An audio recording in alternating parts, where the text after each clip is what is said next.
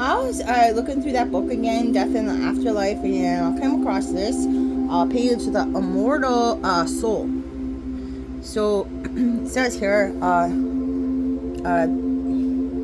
Death in the Afterlife. In the Inferno, Dante describes how he was led down through the circles of hell by the Roman poet Virgil. In the eighth circle, he found lost souls whose punishment was to have their heads turned backwards on their shoulders. These are those who had dared to foretell the future.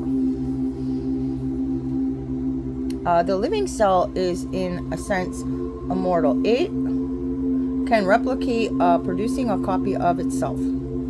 Sometimes, indeed, an improved version, and that is what evolution in its most fundamental form is all about.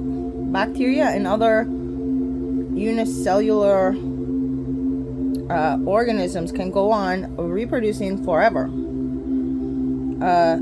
provided that the conditions in which it lives remains suitable.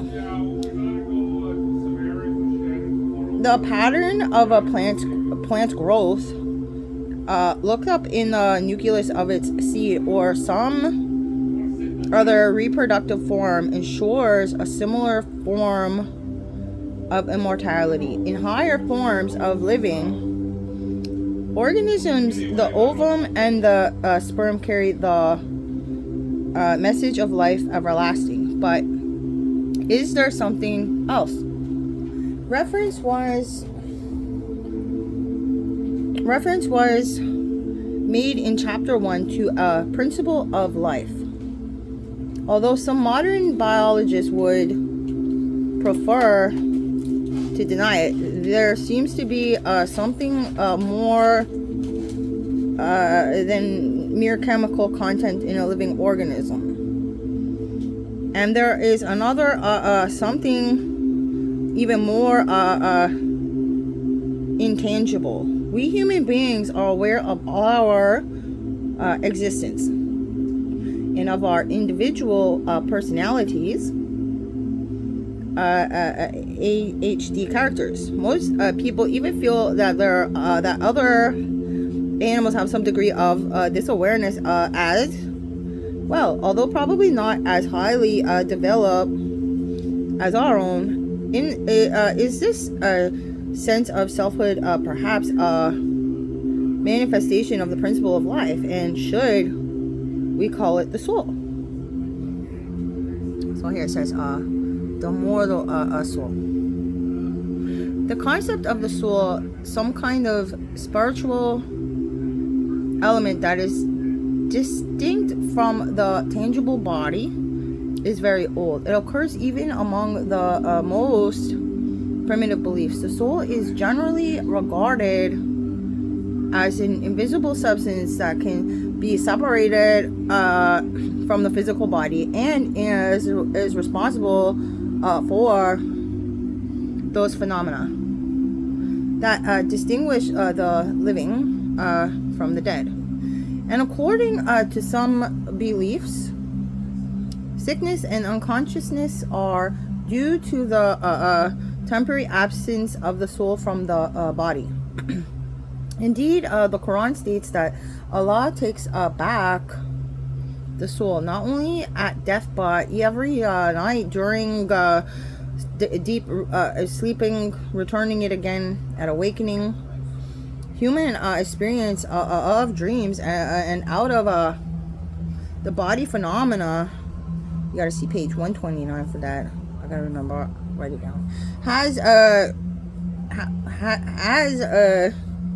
provided circumstantial evidence that the consciousness is free to roam through time and space while the body remains in one place. Since a consciousness is an essential element of a human, identify it with the soul.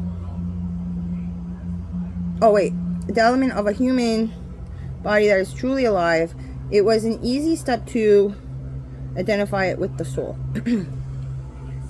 Although the soul is usually considered to be invisible, it is not necessarily completely immaterial. Certain beliefs have compared, and in some cases identified it with a person's breath or their shadow. And out of this grew the idea of the lost soul, an entity separated from the dead or dying body, which might even manifest itself visibly as a ghost. See page 143. In many relatively primitive beliefs, it is difficult to distinguish the idea of souls from that of ghosts. For instance, the Gans, an Aboriginal tribe of the central India, believe that a child in the womb is lifeless until the life substance jiv is put into it by Bhagavan, the supreme deity. At death, the jiv returns to Bhagavan, but the personality of the dead person remains at the sanal. The sanal is believed to linger near the dead body, and it follows the funeral procession to the burial or cremation ground. After the funeral rites, the mourners go to a nearby stream and place there a small seat, a twig for cleaning teeth, and a cup of water. They order the sanal to sit on the seat and rinse his mouth to purify himself from the pollution of death. Then they sacrifice a fowl or go and cook it, offering the meat to the sanal. Later, the sanal will visit the house of his surviving kin folk and join them in their feast. This view of the departed soul, reflected in other funerary rites around the world, is similar to the beliefs of the ancient Greeks. They feared death so much, it seems, that they preferred not to name it and spoke instead in euphemisms. The shade of the departed went to the house of Hades. Hades was the son of the original Titans and brother of Zeus and Poseidon, and his realm was a dismissal place. In the Odyssey, the shade of Achilles remarks that he would sooner be alive and the slave of a landless peasant than a king of all the dead. Touché. At the same time, the Greeks developed the concept of the psyche, the immaterial aspect of the human soul. In myth, Psyche is represented as an earthly maiden whose beauty overwhelms Eros, the god of love. He persuades Zeus to raise her to the level of the gods and make her immortal. In Plato's philosophy, this myth illustrates the thesis that love, in its highest form,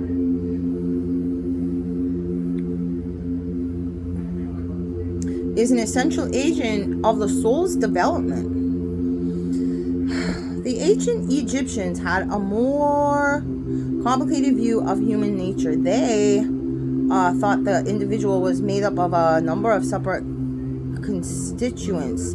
There was the Ka, a sort of double of the body, a vital force essential to the body's existence. To go to one's Ka was a euphemism for death. Those who believed that the dead lived in the tomb had a Ka statue erected there. Then there was the Ba, which, though it was closer to the concept of the soul, was rather an independent entity that became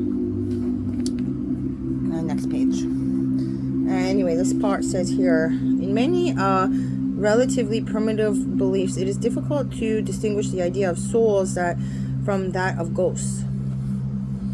The love of Eros for Psyche, as portrayed by the Italian sculptor Antonio Canova, 1757 to 1822. In Greek philosophy, Psyche represented the immaterial aspect of the human soul, and Plato regarded love as an agent of the soul's development.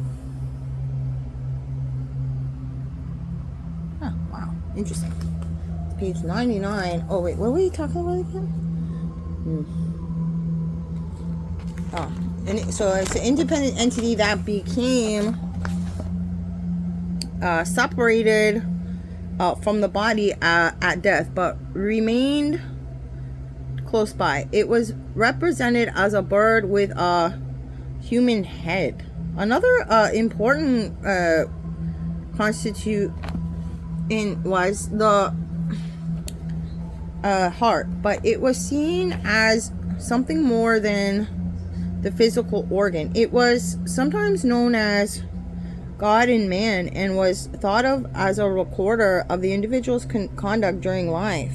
With all these elements to be considered, an upper-class Egyptian who could afford them put great emphasis on the rites that would follow his or her death. If these rites were performed correctly, the dead person was transformed into an Ak, or glorified soul.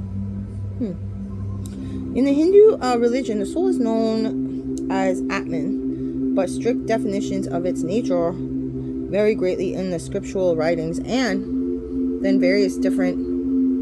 Whoops, that's the wrong page. Among different schools of belief, in its earliest meaning, Atman was breath, a central life force, and this is the origin of those practices in modern yoga that involve the control of breathing. See chapter 1. The Upanishads, the Sanskrit writings that first defined Hindu philosophy some 2,500 years ago, equate Atman with Brahman, the eternal essence of the whole cosmos. Even to this day, the Hindu religion recognizes pantheon of gods, but these are properly regarded as no more than various different aspects of Brahman. In this view, the selfhood of the individual is something that is experienced but is incapable of definition. The self, what you can say of is, but no, it is impalpable, for it cannot be grasped, indestructible, for it cannot be destroyed, free from attachment, for it is not attached to anything, not bound. It does not quaver, nor it can be hurt. The individual soul then is just one part of the all-pervading Brahman. See chapter 2. Some commentators have likened the totality of existence to a wheel. Brahman is both the hub and the rim, while individual selves are the spokes that connect the two. It says here, unlike most other religions, however, the Hindu faith does not suppose a single earthly existence after which the soul is reunited forever with the Brahman. Hindu regard life as being constantly recycled. During each life, individuals' actions can result in a gain or loss of karma. Karma, Sanskrit word originally meaning action or work, is the moral law of cause and effect, by which the sum of a person's actions is carried forward from one life to the next, leading to an improvement or deterioration in that person's fate. See page 124. But there is a difficulty here, because there is no definition of the degree of karma that individual must accumulate before he or she will be relieved of the burden of further earthly existence. Oh dear. Okay. The great Indian classic, the Bhagavad Gita, provides some consolation. This work identifies the supreme God as Vishnu Krishna, the base supporting Brahman, immortal Brahman, which knows no change, supporting to the internal law of righteousness and absolute beatitude. Recognizing his own immortality, the individual becomes Brahman. Once a man has become a Brahman with self serene, he neither grieves nor desires by love and loyalty to me, Krishna. He comes to know me as I really am, how great I am, and who, and once he knows me I am, he enters me forthwith. So the Bhagavad Gita, like the writings of Plato and many Christian texts, introduce the dead concept of the love of God for man and the love of man for God. However, the ultimate destination of the individual soul after death is still not defined. Gautama, the Buddha, enlightened one, who emerged in India in the 6th century BC, claimed to have found the answer. We live in a world of suffering to which we constantly return, and from which there is apparently no escape. The cause of suffering, Gautama said, is desire. The way to salvation is to eliminate desire. The Buddha defined a way that led to transcendence of earthly life. He called it the Noble Eightfold Path. It involved perfect understanding, perfect aspiration, perfect speech, perfect conduct, perfect means of livelihood, perfect endeavor, perfect mindfulness, and perfect contemplation. By following this path, human beings could break the never-ending chain of karma. It led to a state called nirvana, which means extinction of desire, and therewith all becoming of all coming to be and passing away. The individual who achieved this in life became happily free of all craving, and at death entered timeless citadel to which all the seeming pleasures and real sufferings that bedevil our life have no access.